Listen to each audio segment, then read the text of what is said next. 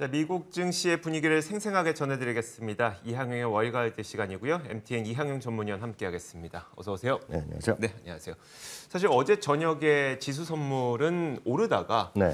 영국의 물가지표 10% 넘었다는 소식과 함께 쭉 내리더라고요. 그 결국에 이제 미국 시장도 하락하게 됐는데, 자, 뉴욕 증시에서 어떤 일들이 있었던 걸까요? 네, 맞습니다. 바로 말씀하셨던 영국에서의 소비자 물가지수, 우리로서는 상상이 쉽지 않죠. 물론 내년도 1, 2월에 18%까지 올라갈 수 있다는 예상이 이미 나와 있는 상태인데요. 지난달에는 9.8, 9.9로 그나마 살며시 내렸었거든요. 네네. 이번에 다시 10%를 넘는 그런 모습을 보여줬습니다. 다만 그것조차도 전망치보다는 약간 0.1%, 0.2% 포인트 정도 아래지만 여하튼 충격적인 어떤 인플레이션의 결과를 보여줬죠. 그러다 보니 전체적으로 지금 파운드는 조금 다시 약해지고, 물론 한 2주 전보다는 그나마 상당히 회복돼 있습니다. 낮아지면서 미국의 달러가 다시 올라가고, 그리고 그런 인플레이션 우리가 나오면서 지금 4% 한 번 넘었고 내려가 왔다 갔다 하는 것이 지금 10년물 금리가 확 올라가 버렸거든요. 이런 것들이 주가에 부담이 됐고요. 거기다 하나 더 하면 러시아와 우크라이나의 긴장 상태가 계속되면서 러시아가 뭐 우크라이나 점령진의 일부에서 무슨 상당히 심한 계엄령 같은 것도 얘기하고 있지 않습니까? 그렇죠. 이런 것들이 주시장에서는 좋지 않은 그런 영향을 미쳤다라고 보셔야 되겠고, 여하튼 너무 어저께까지 이틀 연속 반등한 거에서 오늘은 좀 쉬어가는 그 정도 모습이라고 좀 이해하시면 되겠습니다. 에너지나 커뮤니케이션 섹터가 강보합, 그다음에 있었던 것은 딱 한 종목이 있었던 거죠. 바로 넷플릭스가 포함되어 있기 때문에 지금 강보합이었고요. 유가 이런 것들을 따라서 에너지가 좀 올라간 것 정도 보시면 되겠습니다. 10년물에 오늘 하루 이틀치만 보여드리겠는데, 이게 이제 급등하는 모습을 보이면서 4.1%까지 훅 넘는 그런 모습까지 치솟은 것이 이틀짜리거든요. 그만큼 시장에서의 큰 영향력에 좀 아래쪽으로 영향을 미친 하루다라고 그냥 이해하시면 되겠습니다. 영국의 소비자 물가 잠깐 보겠습니다. 우리가 이제 미국은 많이 보지만 영국을 볼 기회가 별로 없는데요.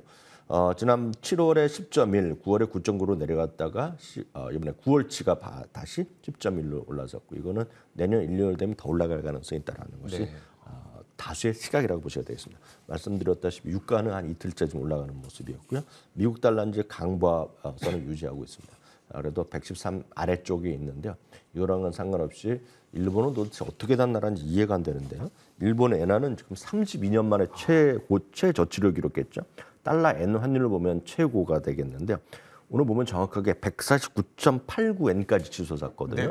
이거 150 가더라도 누가 이거 이상하다로 얘기하지 못할 정도로 거의 150에 갔다라고 이해하시면 되겠습니다. 결국 이 모든 것들이 강달러에 대한 부담감을 더 가중시키고 있다 보니까 시장이 부담을 느낄 수밖에 없다는 건가요? 그렇죠. 일본도 이렇게 되니 우리나라도 이렇게 아주 버티기가 쉽지는 않은 거죠.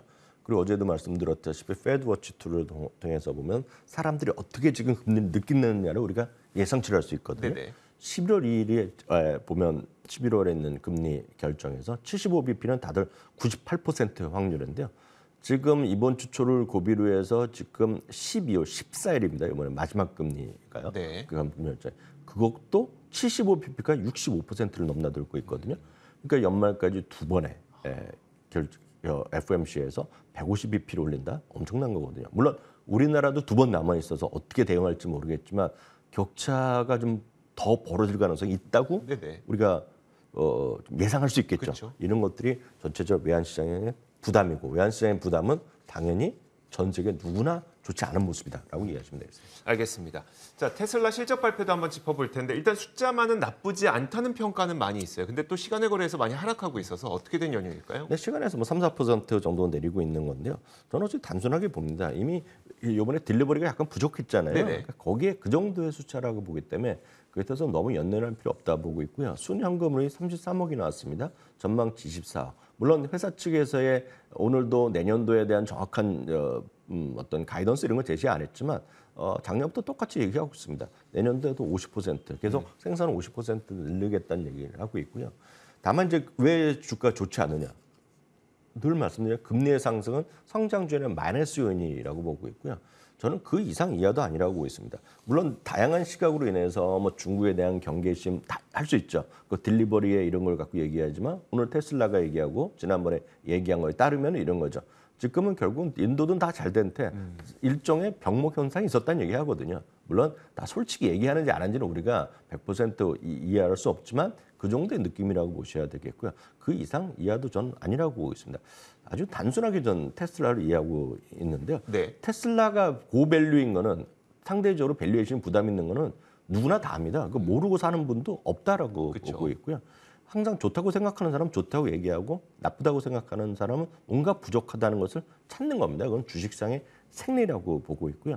아주 단순하게 제가 말씀드리면 전 세계에서 그 일부 정말 아주 고 하이엔드 쪽에 있는 소위 있지 않습니까? 벤틀리라든가 일부 네네. 정말 비싼 라인들 네. 제외하고는 예를 들어서 그리고 페라리 이런 거 정도 제외하고는 이렇게 지금 200만 대, 100만 대, 200만 대, 앞으로 300만 대 이렇게 나가겠다는 대량 생산 체제를 갖춘 자동차 중에서 지금 재고 없이 가는 게 없습니다. 결국은 맞아요. 원하는 사람이 다 6개월이고 1년이고 참는 거 아닙니까? 네.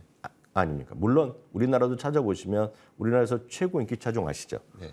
제네시스 G80이 일부에서는 뭐 라인에 따라서 뭐 3년 걸린다는 얘기를 하거든요. 맞아요. 예. 네. 뭐 그런 건 특히 예외적인 것이고 대부분의 경우는 지금 생산과 그거 맞지는 않거든요. 지금도 여전히 6개월, 1년 기다리는 차에 대해서 제가 봤을 때 그런 건 너무 큰 걱정보다는 금리 때문에 어찌됐건 밀려 있다.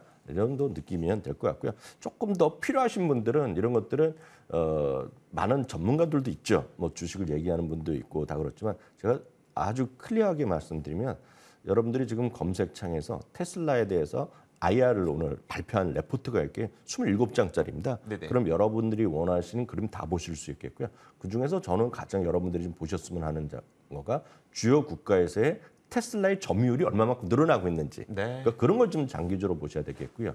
매출은 매출, 이익, 그리고 캐시플로우, 넷인컴 이런 것들의 정기적인 추세를 보시면서 갖고 계신 분은 좀 편안히 좀 보시면 되겠다. 그리고 불편하신 분들은 신뢰가 부족하기 때문에 그러면 주식이 안 될 겁니다. 네, 그래서 그렇죠, 그렇죠. 그런 분들의 관점에서 편안하게 이해하시면 되겠습니다. 알겠습니다. 자, 넷플릭스 있잖아요. 네네. 결국은 이제 본장에서도 상승세를 유지했어요. 네. 분명 투자 의견에도 어떤 변화가 있었을 것 같은데요. 네, 그러니까요. 테슬라가 13%가 올라갔고요. 어제도 말씀드렸다시피 깜짝 실적의 화두는 저는 그 한마디로 자신감이라고 얘기했거든요. 여러 가지 뭐 드라마도 얘기하고 어저께 구글 트렌드도 보여드렸지만 결국은 시장에 대한 자신감을 보여줬다는 것이 되겠죠. 물론 이렇다고 하더라도 다음 주에 있을 다른 소위 빅테크 기업들도 좋아질 거라고 예측하시면 절대 안 됩니다. 네네. 이건 또 소프트웨어고 어떤 개인들의 소비에 관련된 거가 되겠고요. 여러 번 보여드렸다시피 설문조사를 해보면 뭘 줄이겠다 이런 인플레 시견에 그리고 소비의 좀 위축 시기에 뭘 줄이겠냐 했을 때 제일 마지막에 줄인 거가 바로 이거 구독 중에서도 딱 이런 스트리밍 서비스의 구독은 제일 늦게 줄인다는 얘기를 하고 있단 말이죠. 그리고 이제 애드 서비스, 광고 기반한 서비스가 이제 새로 출발될 텐데 저는 이제 목표 주가는 줄 상향이 있을 거라고 예상했었는데요. 역시 발표한 모든 곳이 목표 주가를 올려놨습니다. 13곳. 특이한 것은 저는 투자 의견이 바뀔 것은 별로 없다고 생각했는데요.